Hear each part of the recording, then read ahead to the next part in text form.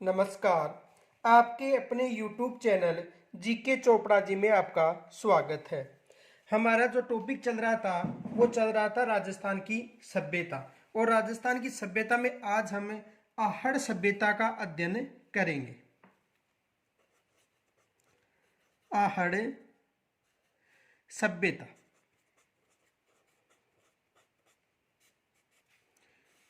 जो आज का हमारा टॉपिक है वो है आहड़ सभ्यता। देखो, आहड़ सभ्यता उदयपुर में विकसित हुई है।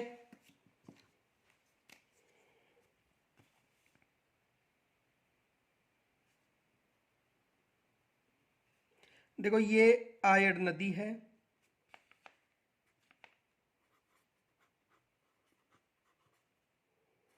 आयड़ नदी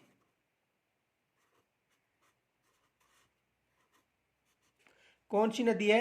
आयड़ नदी।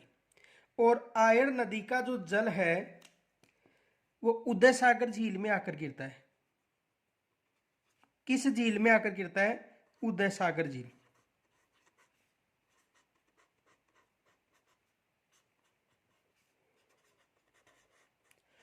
और उदय सागर झील के बाद में इस नदी का जल इस उदय सागर झील में गिरता है। यहां पर पानी अधिक होने के बाद में इसका जल बनास नदी में चला जाता है। किस नदी में चला जाता है? बनास नदी में।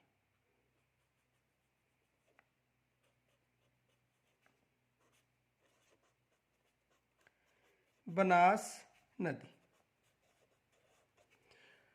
अब देखो, उदय सागर झील के बाद में इस नदी को बेड़च नदी के नाम से जाना जाता है। किसके नाम से? बेड़च नदी। तो कहने का मतलब कि आहड़ नदी के तट पर कौन सी सभ्यता विकसित हुई है?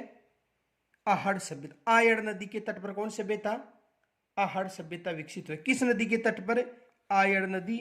और इस नदी के तट पर कौन सी सभ्यता विकसित हुई है? आहड़ सभ्यता।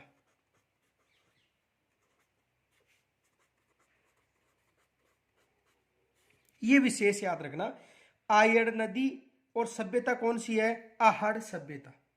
ये विशेष याद रखना। और ये कहां पर विकसित हुई है? उदयपुर में। कहां पर विकसित हुई है? उदयपुर में।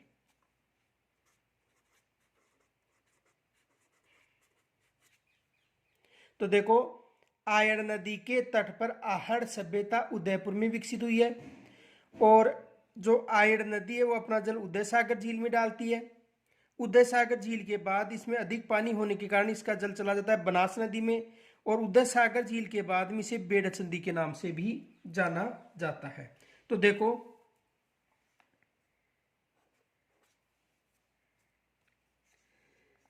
आहड़ सभ्यता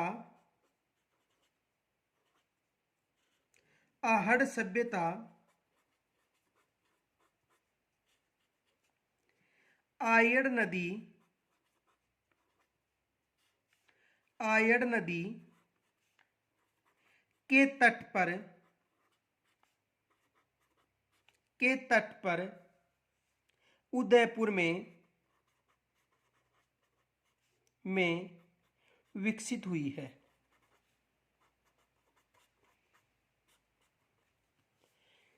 हुई है। तो यहां से भी प्रश्न बन जाता है कि जो आहड़ सभ्यता वो किस नदी के तट पर विकसित हुई है? आयड़ नदी के तट पर विकसित हुई है। कई बार आयड़ नदी न देकर बेड़च भी आ जाता है ऑप्शन में। यदि आयड़ नहीं मिलेगा तो क्या मिलेगा? बेड़च। ये विशेष याद रखना। अब देखो, इस सभ्यता की जो उत्खनन था उस उत्खनन के अनुसार यह अनुमान लगाया जाता है कि यह है 4000 वर्ष पुरानी पाषाण धातु युगीन सभ्यता है। तो देखो,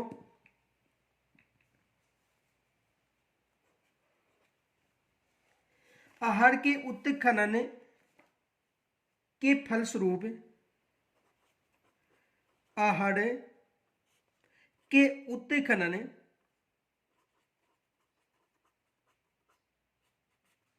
के फलस्वरूप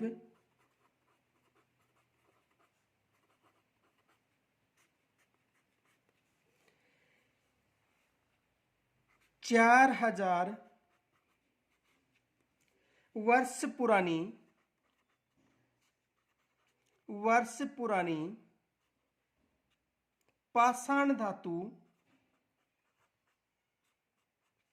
पाषाण धातु युगीन सभ्यता के अवशेष, युगीन सभ्यता के अवशेष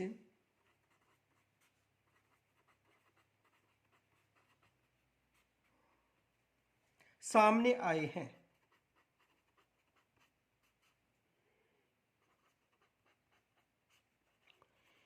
कहने का मतलब है कि जो आहड़ सभ्यता है उसमें जो उत्खनन के दौरान जो सामग्रियां मिली हैं वो कितने वर्ष पुरानी बताई गई है? 4000 वर्ष पुरानी बताई गई। ये विशेष याद रखना, कितने वर्ष पुरानी है? 4000 वर्ष पुरानी बताई गई। अब देखो, इस सभ्यता का जो सर्वप्रथम जो खोज थी वो 1953 में अक्षय कीर्ति व्यास ने की। उसके बाद में रतन चंद्र अग्रवाल और एच.टी. सांकलिया के निर्देशन में इसका क्या हुआ था? उत्खनन हुआ था। तो देखो, इस सभ्यता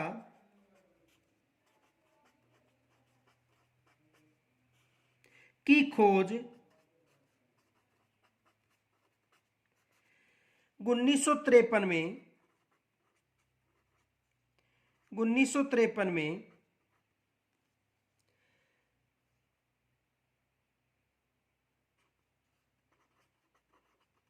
अक्षय कीर्ति व्यास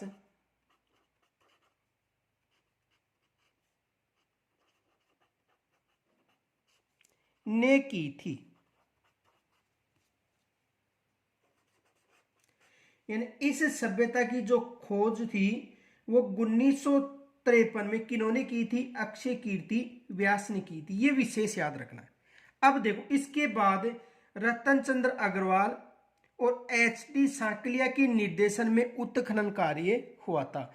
तो इस सभ्यता की खोज कब हुई थी? 1953 में। किसके द्वारा की गई थी? अक्षय कीर्ति व्यास के द्वारा। तो आगे देखो,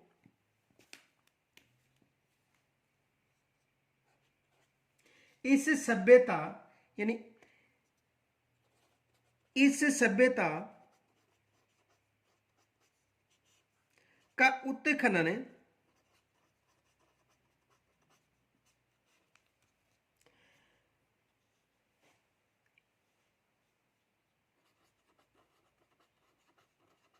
अक्षय कीर्ति के बाद, अक्षय कीर्ति व्यास के बाद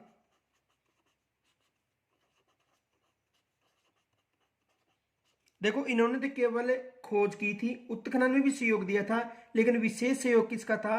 रतन चंद्र अग्रवाल, रतन चंद्र अग्रवाल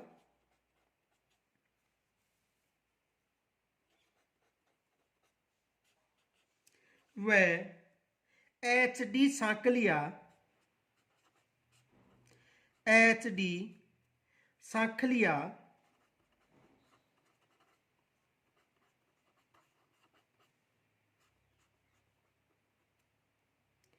के निर्देशन में हुआ था।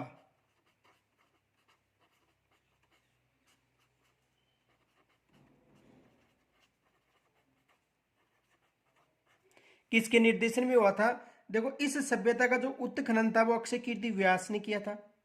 चलिए, अक्षय कीर्ति व्यास के बाद रतन चंद्र अग्रवाल और एच.डी. सांकलिया ने किया था। यानी सबसे पहले इसकी खोज तो किन्होंने की थी? अक्षय कीर्ति व्यास ने। और अक्षय कीर्ति व्यास के बाद में इसका जो उत्खनन था वो रतन चंद्र अग्रवाल और एच.डी. सांकलिया ने किया था। ये विशेष याद रखना। और यहाँ पर एग्जाम में प्रश्न भी पूछा जाता है। देखो, प्रश्न कैसे बनता है। देखो, इस सभ्यता से प्रश्न एक तो बनता है, क्वेश्चन देखो, आहड़ सभ्यता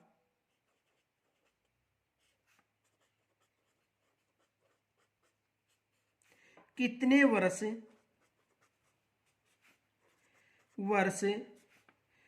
पुरानी है?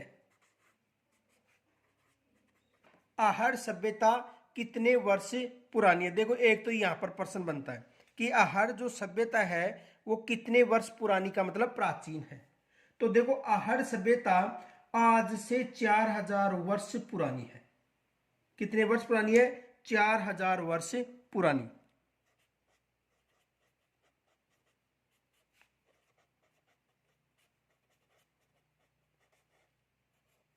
एक तो ये विशेष याद रखना। दूसरा प्रश्न बनता है,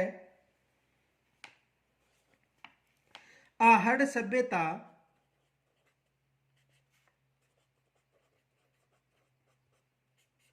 उदयपुर में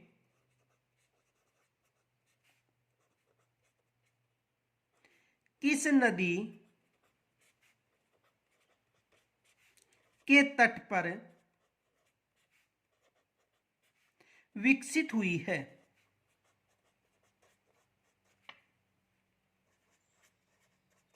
विकसित हुई है, यह प्रश्न भी एग्जाम में पूछा जाता है। तो किस नदी के तट पर? तो देखो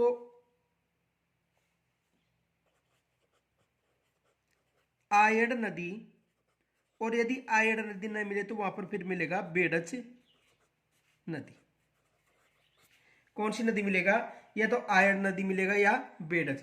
इनके अलावा देखो आहड़ सभ्यता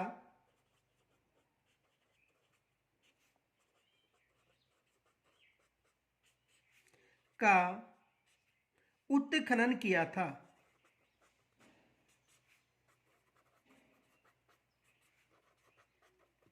तो आहड़ सभ्यता का जो उत्खनन था वो रतन चंद्र अग्रवाल और एच.डी. साकलिया ने किया था। किन्होंने किया था? देखो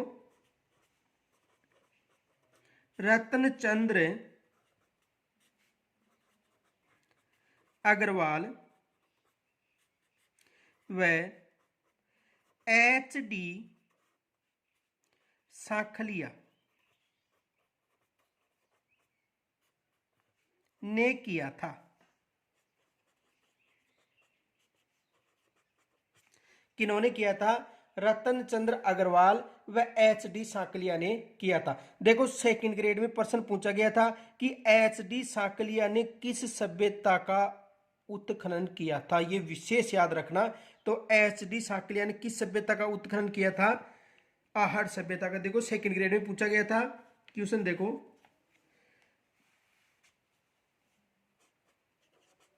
एच.डी. साकलिया ने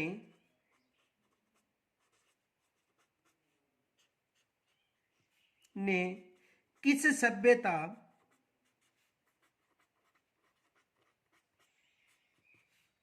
का उत्खनन किया था?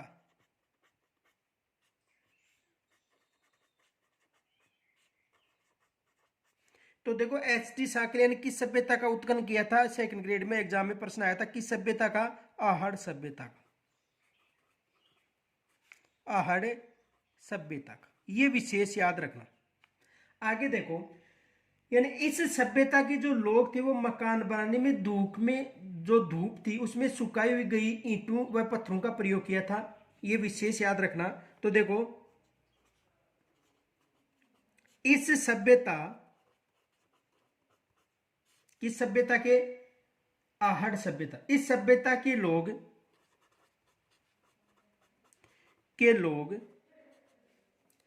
मकान बनाने में धूप में सुखाई गई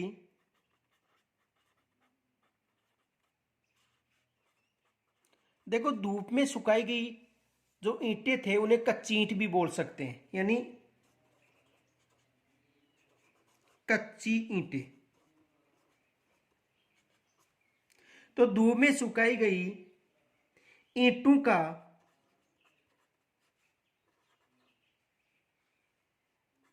एवं पत्थरों का प्रयोग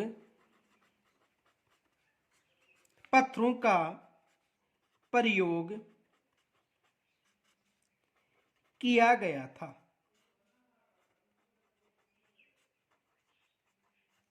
आ गया होगा समझ में? यानी कहने का मतलब है कि ये जो सभ्यता थी, कौन सी सभ्यता? आहड़ सभ्यता। यहां पर जो मकान बनाए गए थे उनमें धूप में सुखाई हुई या कच्ची ईंट भी आ सकता है, ईंटों का व पत्थरों का प्रयोग किया गया था, ये विशेष याद रखना है। अब देखो, जो कच्ची ईंटों का जो प्रयोग था वो कालीबंगा सभ्यता में भी किया गया था। किस सभ्यता में किया गया था? कालीबंगा सभ्यता में भी किन ईंटों का प्रयोग किया गया था? कच्ची ईंटों का प्रयोग किया गया था। एक विशेष याद रखना, देखो नोट,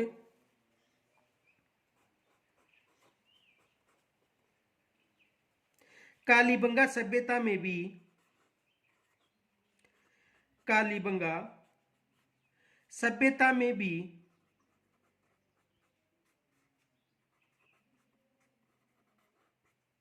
कालीबंगा सभ्यता में भी धूप में गई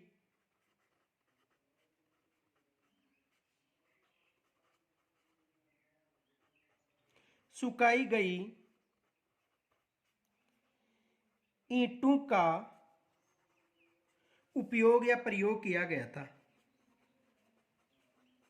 उपयोग या प्रयोग एक ही बात है, उपयोग किया गया था।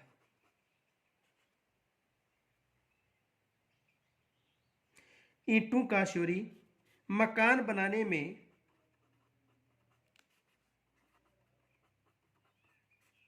व नालियां बनाने में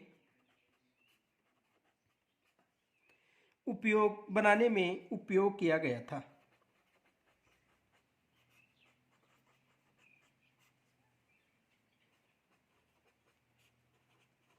वैसे अधिकतर नालियां किनकी बनी हुई थी? लकड़ी की बनी हुई थी, लेकिन कुछ ईंटों का प्रयोग भी हुआ था। वैसे विशेष याद रखना, अधिकतर नालियों का उपयोग यानी लकड़ी की नालियां थी, लेकिन कुछ अवशेष ईंटों के मिले हैं। तो याद रखना, कालीबंगा सभ्यता में धूप में सुखाई गई ईंटों का मकान बनाने में उपयोग किया गया था। और दूसरी कौन सभ्यता है? आहड़ सभ्यता। ये विशेष याद रखना।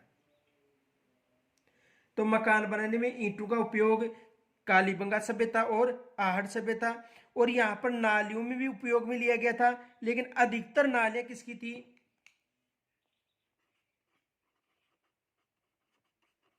अधिकतर लकड़ी का प्रयोग,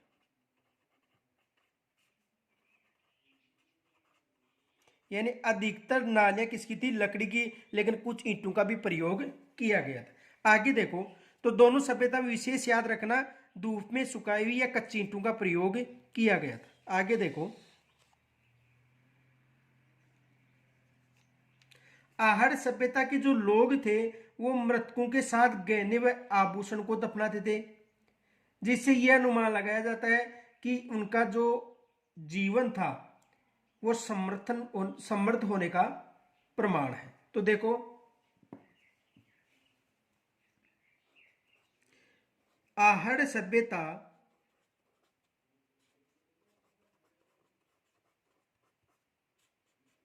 आहड़ सभ्यता के लोग अपने मृतकों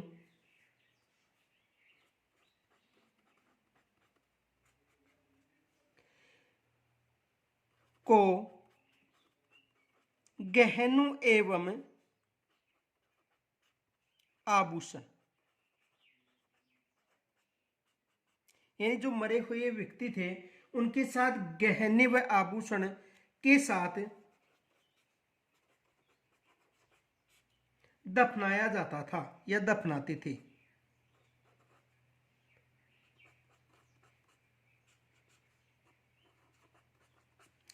तो जो मृतक लोग थे उनको, यानी उनके जो गहने और आभूषण थे उनके साथ दफनाते थे, जो उनके मृत्यु के बाद भी जो इनकी मृत्यु के बाद भी मृत्यु के बाद भी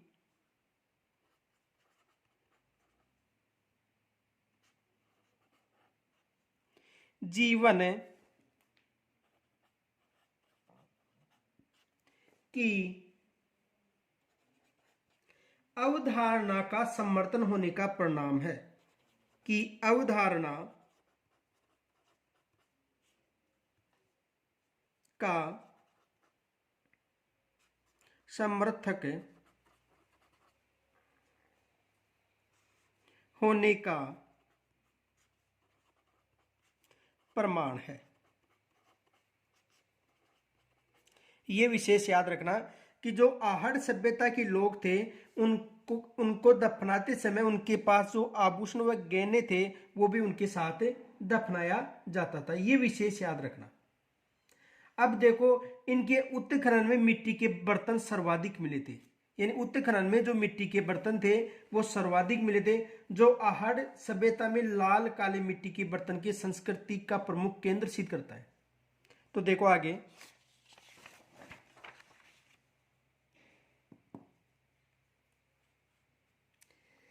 इस सभ्यता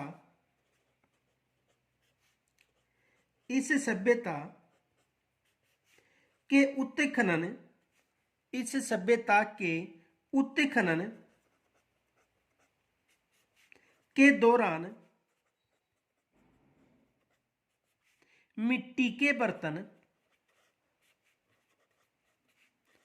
बर्तन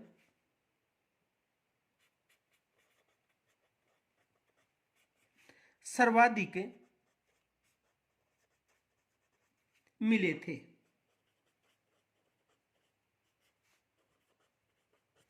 देखो, जो आहड़ सभ्यता है यहां पर सर्वाधिक मिट्टी के बर्तन मिले उत्खनन के दौरान। ये विशेष याद रखना, जो आहड़ को लाल काली मिट्टी के बर्तन वाली संस्कृति का प्रमुख केंद्र सिद्ध करते हैं।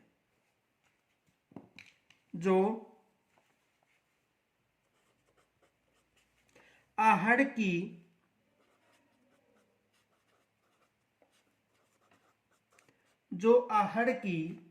लाल काले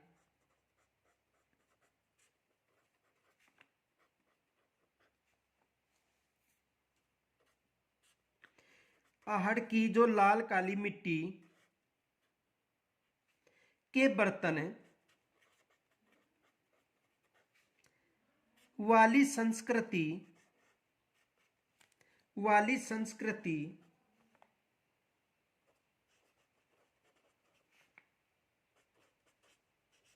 का प्रमुख केंद्र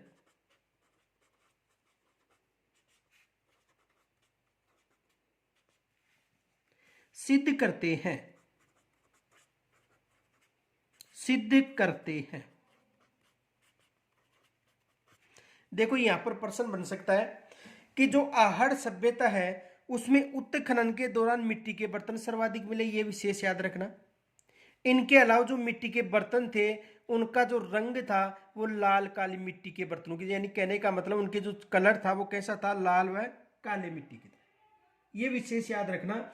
तो यहाँ पर उत्खनन के दौरान सबसे अधिक क्या मिले, मिट्टी के बर्तन। अब इनके अलावा देखो, आहड़ का दूसरा नाम ताम्रवती नगरी भी मिलता है, क्योंकि यहां पर तांबे के सर्वाधिक सामग्रियां मिली है। ये विशेष याद रखना। तो देखो,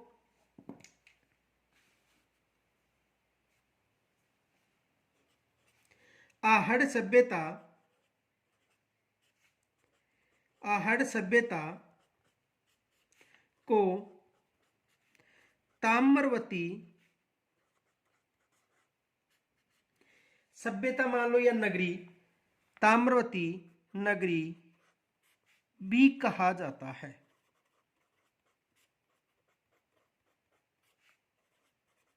देखो, यहां पर भी प्रश्न बनता है, विशेष याद रखना। यहां पर प्रश्न बन सकता है कि ताम्रवती नगरी किसे कहा जाता है। तो ताम्रवती नगरी किसे कहा जाता है, आहड़ को कहा जाता है। इनके अलावा देखो, यदि ताम्रवती नगरी न पूछकर ताम्र सभ्यता की जननी पूछे, देखो यहां पर प्रश्न बन सकता है, ध्यान से देखना।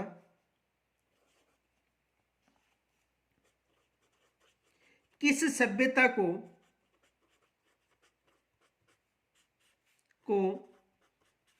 भारतीय ताम्र सभ्यता की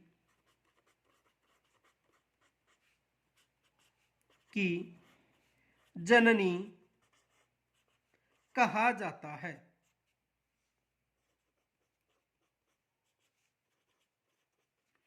देखो, किस सभ्यता को भारतीय ताम्र सभ्यता की जननी कहा जाता है, यहां पर विशेष याद रखना। तो यदि ऐसा प्रश्न आए ना, भारतीय ताम्र सभ्यता की जननी, भारतीय ताम्र सभ्यता की जननी, तो विशेष याद रखना, भारतीय ताम्र सभ्यता की जननी किसे कहा जाता है? गणेश्वर सभ्यता को। गणेश्वर सभ्यता जो कहां पर है? नीम का थाना।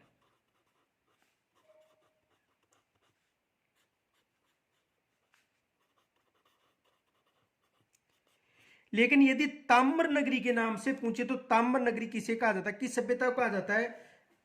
देखो ये प्रश्न इस हिसाब से पूछ सकता है, किस सभ्यता को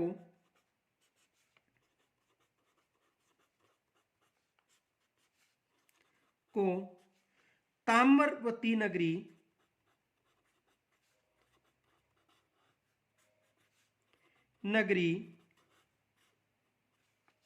कहा जाता है? तो किस सभ्यता को ताम्रवती नगरी कहा जाता है? आहड़ सभ्यता को। यह विशेष याद रखना, किस सभ्यता को? आहड़ सभ्यता को। और यदि केवल ताम्र नगरी पूछे, देखो ताम्र नगरी,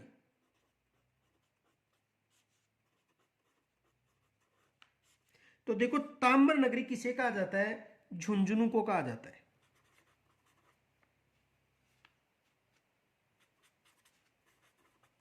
खेतरी, और खेतरी कहां पर है? झुंझुनू।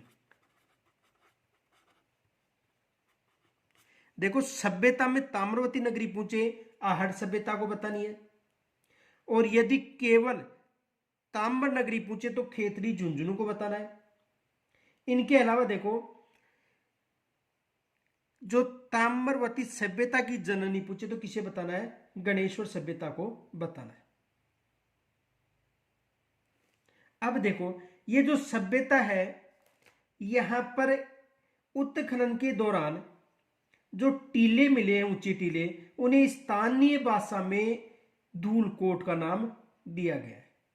यह विशेष याद रखना, यहां पर जो उत्खनन के दौरान जो टीले मिले हैं उन्हें किसके नाम से दिया गया है? धूलकोट के नाम से। तो देखो इस सभ्यता के उपनाम क्या है? देखो आहड़ सभ्यता का प्राचीन नाम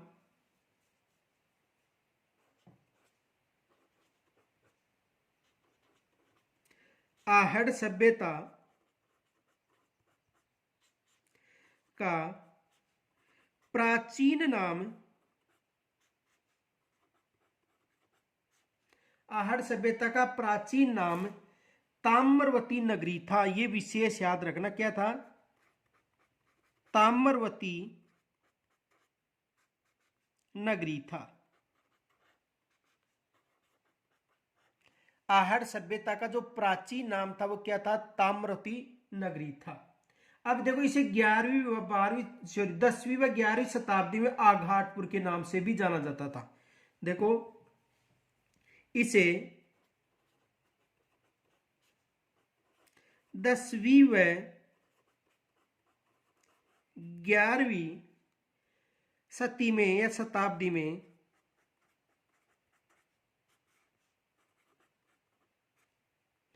आघाटपुर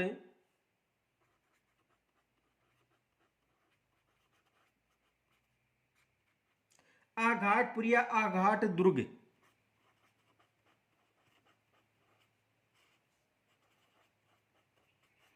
के नाम से भी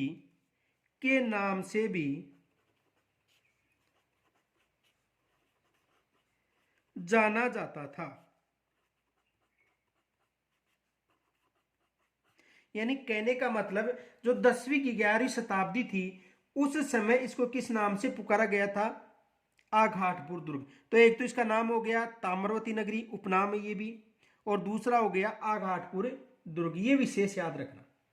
अब देखो ये जो नदी आयर नदी के तट पर विकसित हुई है, और इसी आयर नदी के पास में एक ऊंचा टीला मिला था, और उस ऊंचे टीले की उत्खनन के दौरान इसे क्या नाम दिया गया था?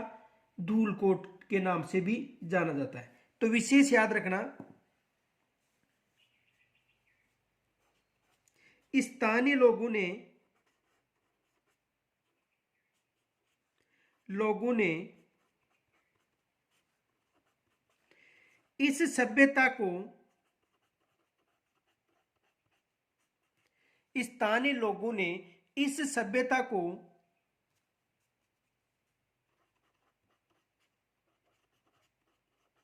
धूलकोट का नाम दिया था।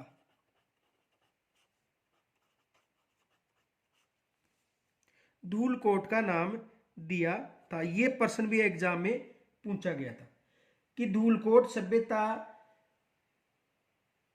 स्थानीय लोगों के द्वारा किस सभ्यता को नाम दिया गया था? आहड़ सभ्यता को। यह विशेष याद रखना। अब देखो, ये जो सभ्यता है, यहां पर जो अवशेष मिले थे उनके आधार पर इसे एक ग्रामीण सभ्यता के नाम से भी जाना जाता है।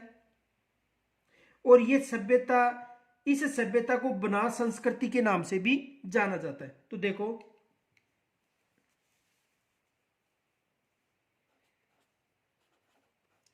इस सभ्यता से मिले उपकरणों के आधार पर इसे एक ग्रामीण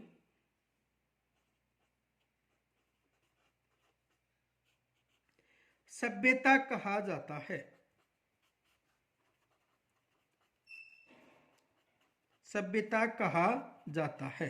तो जो आहड़ सभ्यता है उसे किसके नाम से भी जाना जाता है? ग्रामीण सभ्यता के नाम से भी जाना जाता है। एक विशेष याद रखना, शहरी सभ्यता किसे कहा जाता है?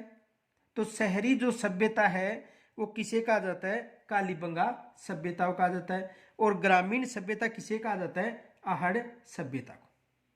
तो देखो, यहां प्रश्न बन सकता है,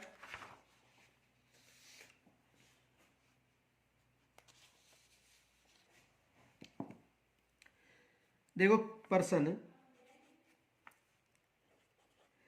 कालीबंगा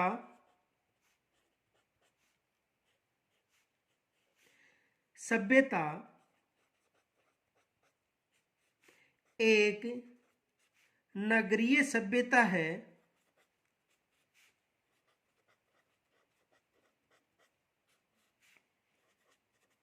तो बताओ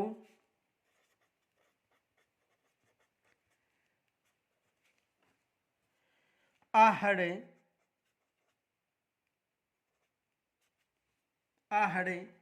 सभ्यता है।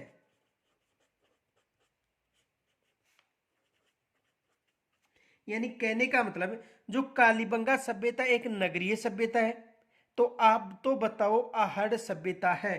तो आहड़ सभ्यता कैसी है? ग्रामीण सभ्यता।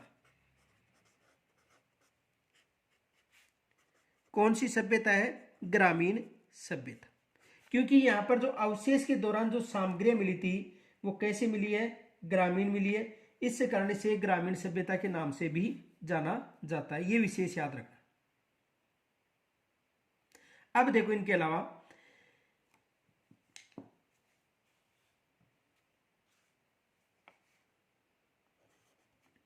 देखो प्रश्न, देखो कालीबंगा सभ्यता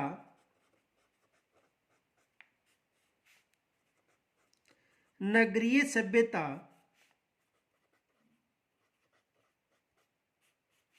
थी तथा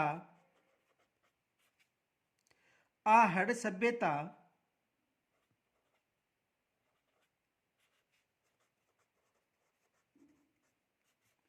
एक ग्रामीण सभ्यता थी।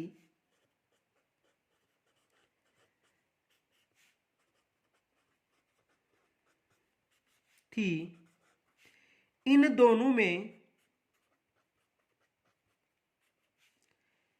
कौन सी समानता प्रमुख थी?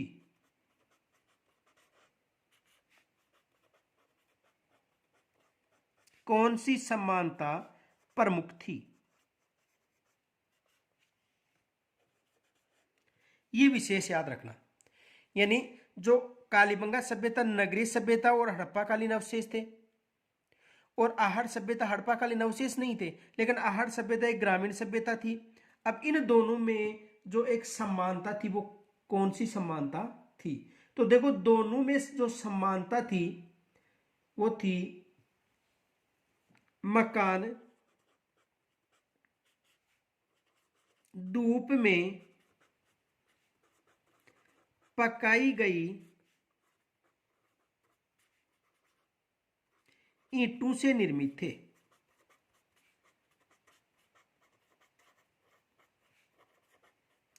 यह प्रश्न भी पूछा गया था।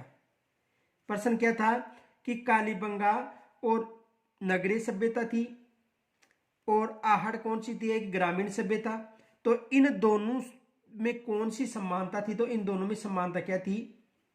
धूप में पकाई गई ईंटों का प्रयोग था।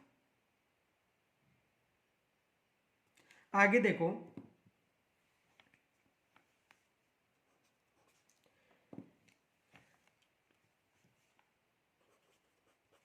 आहड़ सभ्यता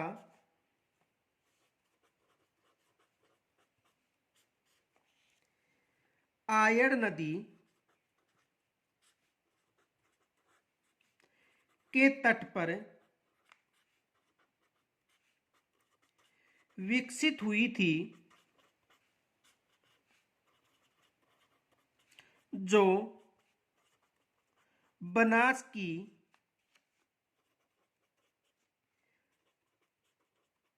सहायक नदी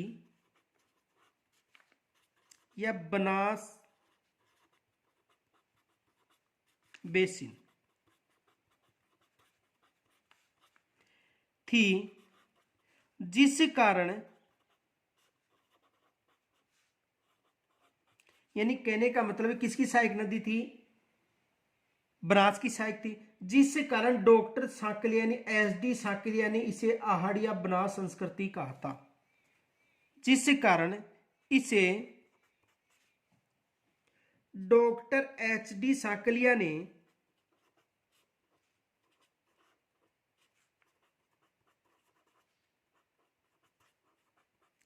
HD साकलिया ने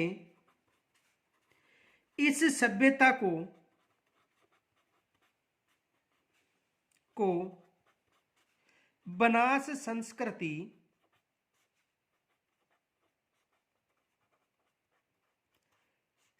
का मतलब सभ्यता, बनास संस्कृति कहा था।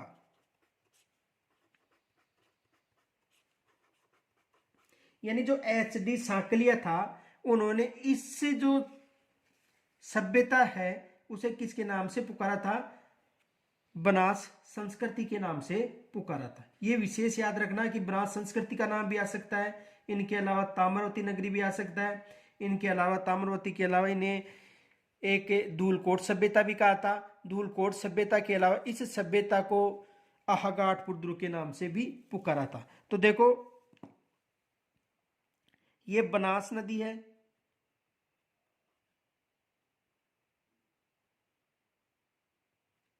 कौन सी नदी है? बनास। और पीछे बताया था कि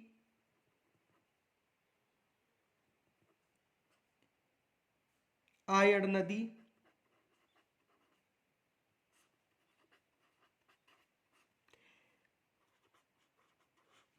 और आयड़ नदी का जल कहां पर जाता है? उदय सागर झील में।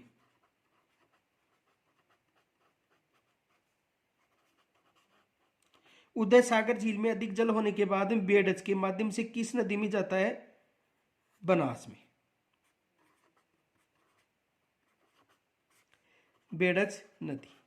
तो देखो आयड़ नदी का जल बेडज के माध्यम से बनास में जाता है, इस कारण ये बनास बेसिन या बनास अपवा तंत्र में शामिल है। किसमें शामिल है? बनास अपवा तंत्र में शामिल है। इस कारण जो HD साकलिया था उन्होंने इसे बनास संस्कृति के नाम से भी पुकारा गया था। अब देखो आहड़ संस्कृति की दो प्रमुख विशेषताएं हैं।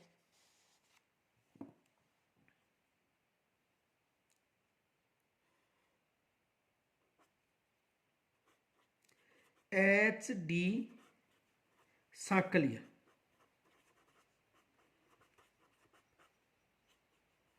ने क्या नाम दिया था? बनास संस्कृति।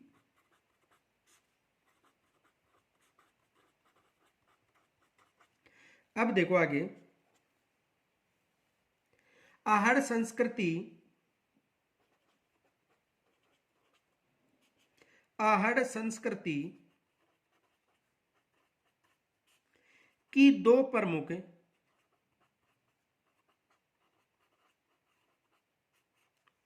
विशेषताएं हैं।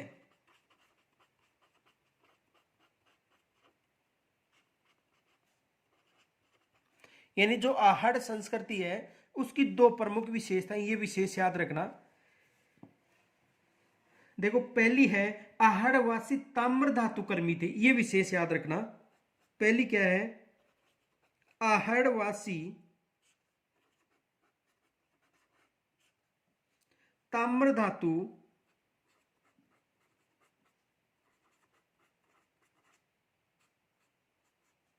ताम्र धातु कर्मी थे।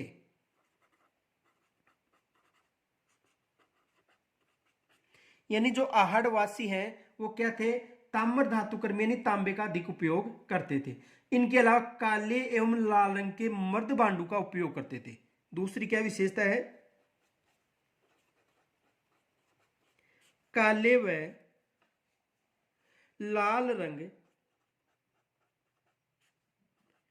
काले व लाल रंग के मृद भांड, मर्द भांड का मतलब मिट्टी के बर्तन, मर्द भांड का मतलब मिट्टी के बर्तन का उपयोग करते थे।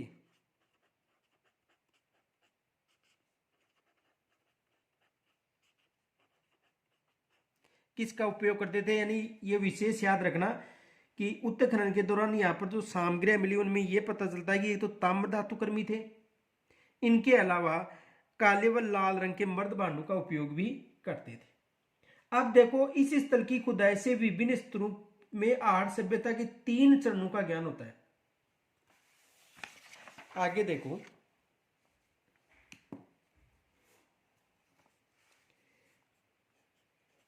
इस स्थल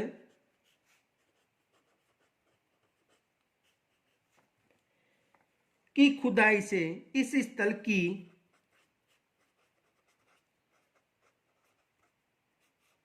खुदाई से प्राप्त विभिन्न स्तरों में, इस स्थल की खुदाई से प्राप्त विभिन्न स्थलों में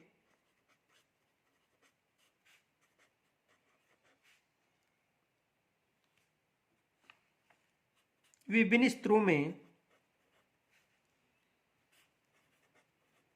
आहड़ सभ्यता, आहड़ सभ्यता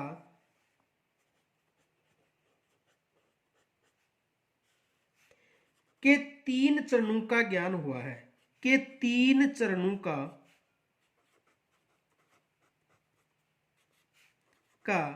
ज्ञान हुआ है। यानी कहने का मतलब है कि जो आहड़ सभ्यता का उत्खनन हुआ है उस उत्खनन के दौरान यहां पर 3 चरणों का पता चला है।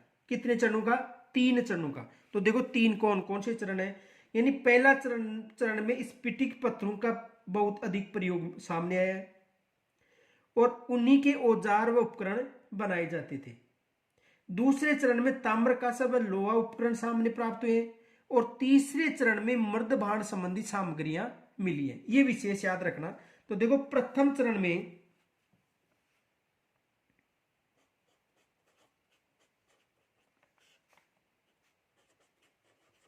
प्रथम चरण में, यानी इस चरण में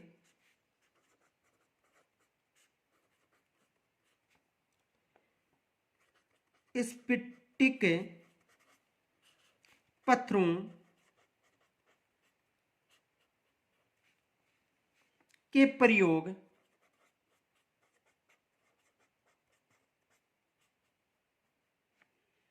की बहुलता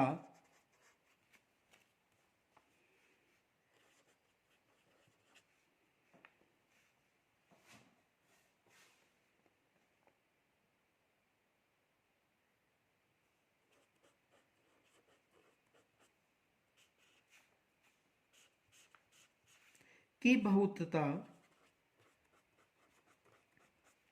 मिली है।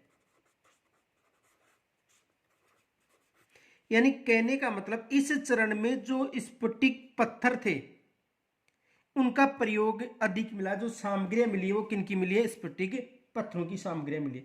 द्वितीय चरण में ताम्र व कांसा व लोहा के उपकरण प्राप्त हुए। तो देखो द्वितीय चरण में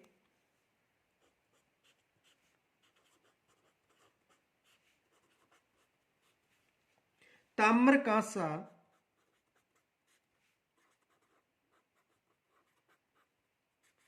व लोहे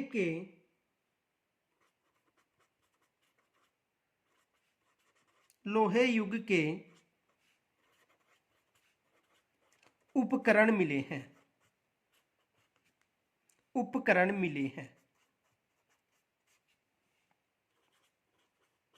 देखो प्रथम चरण में स्फटिक पत्थरों के प्रयोग के उपकरण मिले। दूसरे चरण में जो ताम्र कांसा था और ताम्र कांसे के अलावा लोहे युग के उपकरण मिले हैं।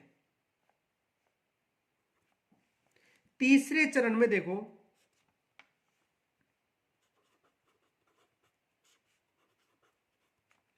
तीसरे चरण में मृद भांड संबंधी सामग्री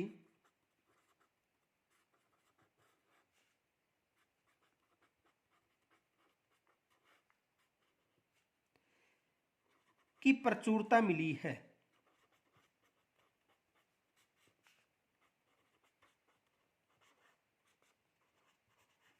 तो देखो यानी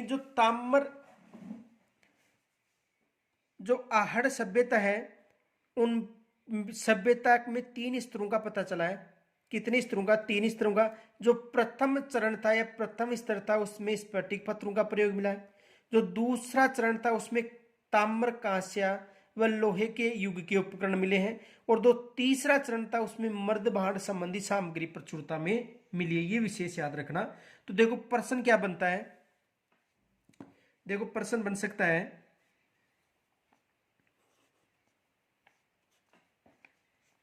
आहड़ सभ्यता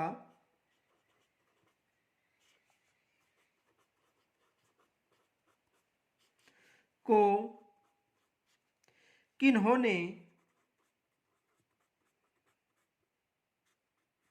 बनास संस्कृति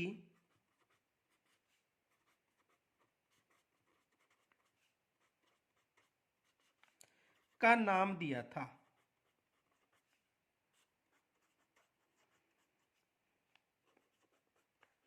यानी आहड़ जो सभ्यता है उसको किन्होंने बनास संस्कृति का नाम दिया था? ये विशेष याद रखना। तो बनास संस्कृति का नाम किन्होंने दिया था? एच.डी. साकलिया ने।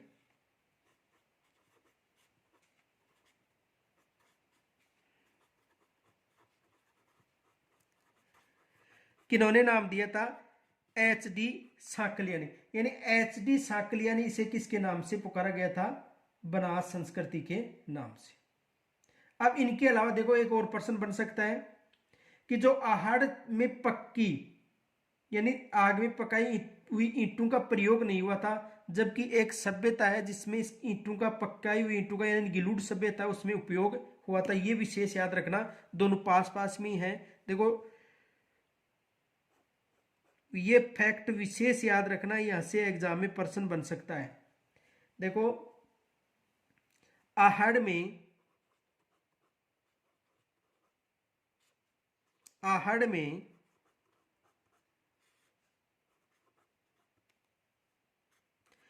पक्की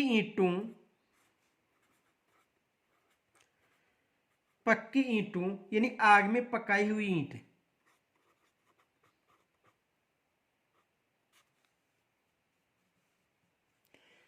आग में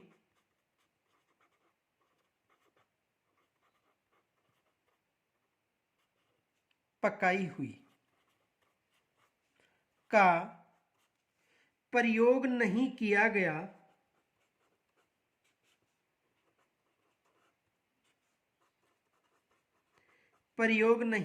गया किंतु गिलुंड सभ्यता में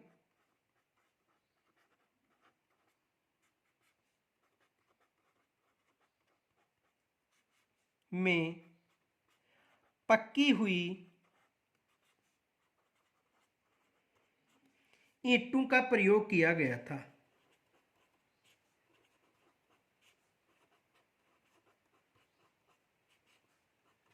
ईंटों का प्रयोग किया गया था,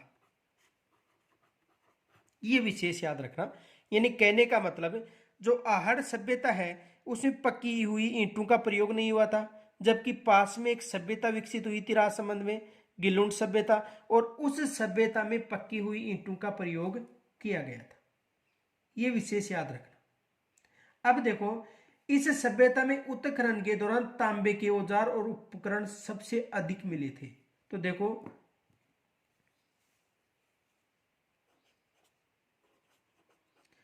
आहड़ सभ्यता में उत्खनन के दौरान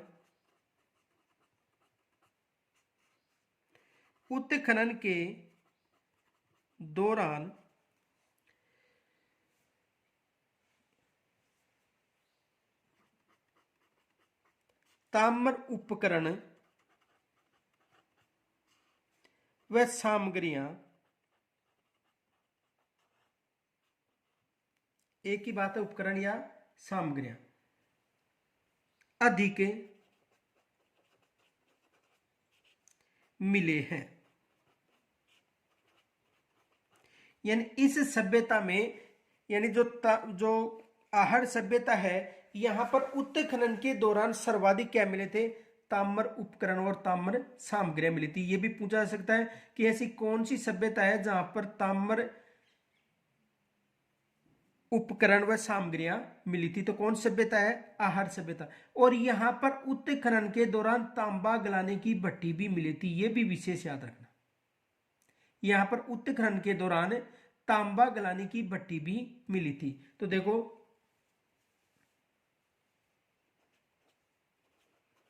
इस सभ्यता में उत्खनन के दौरान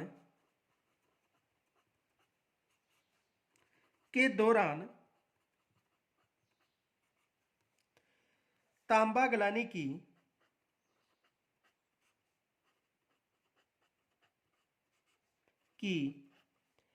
भट्ठी भी मिली थी।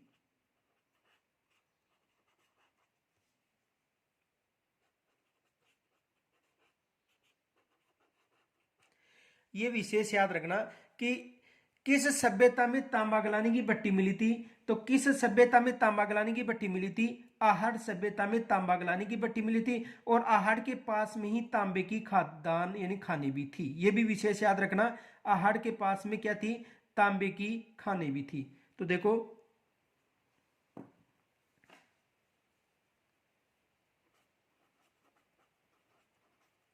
आहड़ के पास तांबे की खदानें थी।